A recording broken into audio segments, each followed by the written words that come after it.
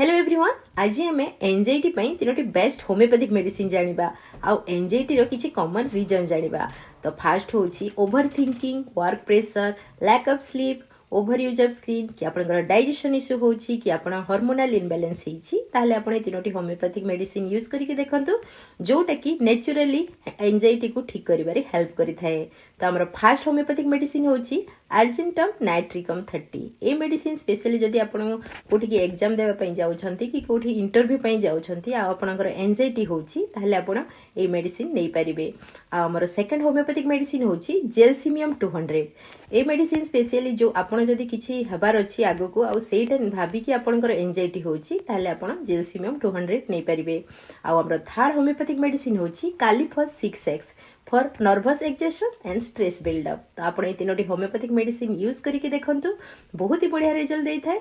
आ हाँ friend video भल लगिले please like share and subscribe करंतु। Thank you.